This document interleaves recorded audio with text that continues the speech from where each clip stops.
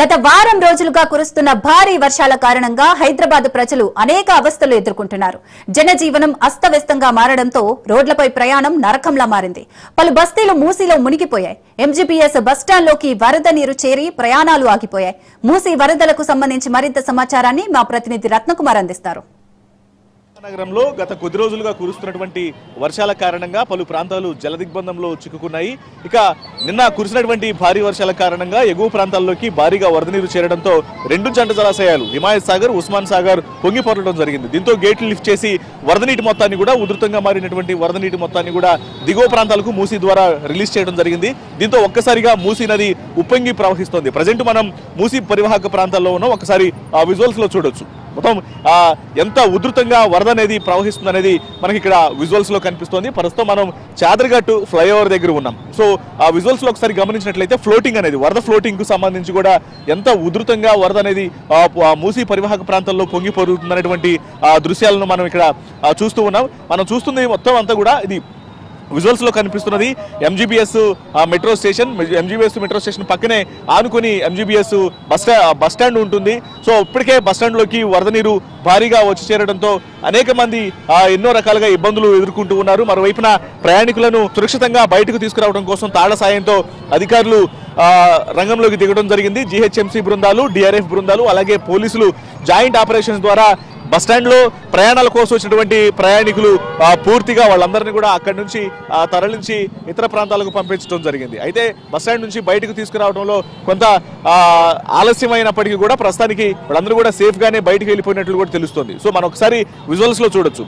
ఆ ఫ్లోటింగ్ కు సంబంధించి ఎగువ ప్రాంతాల్లో ఇటు కామారెడ్డి కావచ్చు, అలాగే చేవెళ్ల, వికారాబాదు తదితర పరిగి తదితర ప్రాంతాల్లో వచ్చినటువంటి ఎగువ ప్రాంతాల్లో కురిసినటువంటి భారీ వర్షం కారణంగా వరద మొత్తం కూడా జంట జలాశయాలకు రావడంతో ఆ మూసీలోకి గేట్లు లిఫ్ట్ చేసి వరద నీటిని పంపించడంతో కింద దిగువన ఉన్న ప్రాంతాలు పూర్తిగా జలదిగ్బంధంలో చిక్కున్నాయి.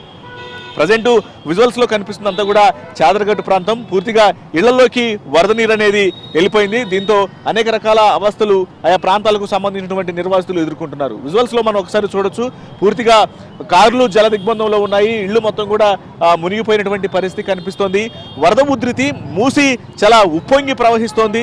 అత్యధిక వేగంతో మూసీ ప్రవాహం అనేది కనిపిస్తోంది. సో ఈ యొక్క వరద ఉధృతి కారణంగా మనకు కనిపిస్తున్నటువంటి విజువల్స్ లోని చాదర్ఘట్ తో పాటు దిగువన ప్రాంతాల్లో ఉన్నటువంటి శంకర్పల్లి ఇప్పుడు శంకర్ నగర్ కావచ్చు, అలాగే మూసానగర్, పురాణాపూల్ తదితర ప్రాంతాలన్నీ కూడా ప్రస్తుతం జల దిగ్బంధంలోనే ఉన్నాయి.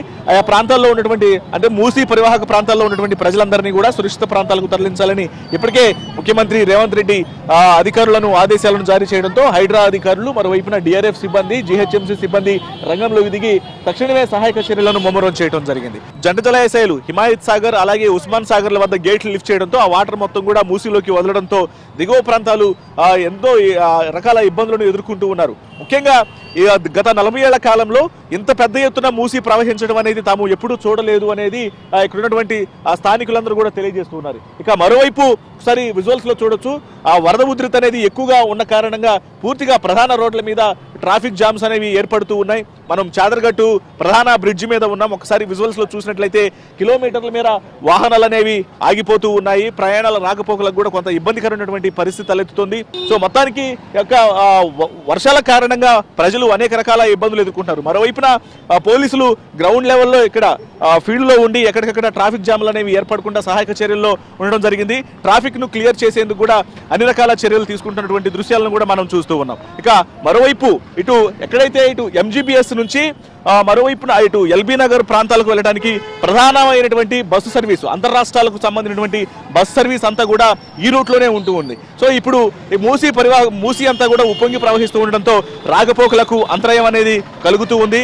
కిలోమీటర్ల మేర వాహనాలు అనేవి నిలిచిపోతూ ఉన్నాయి. దీంతో ట్రాఫిక్ ను క్లియర్ చేయడం కూడా కొంత పోలీసులకు ఇబ్బందికరంగా మారినటువంటి పరిస్థితి కనిపిస్తోంది. ఏదేమైనప్పటికీ గత కొన్ని రోజులుగా కురుస్తున్నటువంటి భారీ వర్షాలతో హైదరాబాద్ నగర ప్రజలు అనేక రకాల ఇబ్బందులు ఎదుర్కొంటున్నారు. మూసీ పొంగి ప్రవహిస్తుండటంతో తక్షణమే మరింత ముమ్మర సహాయక చర్యలను మరింత వేగంగా చేసి ఆ పరిసర ప్రాంతాల్లో ఉన్నటువంటి ప్రజలందరినీ కూడా పునరావాస కేంద్రాలకు తరలించి యొక్క పరిస్థితిని చక్కదిద్దాలంటూ కూడా మూసీ పరివాహక ప్రాంతాల ప్రజలు అధికారులను వేడుకుంటున్నారు.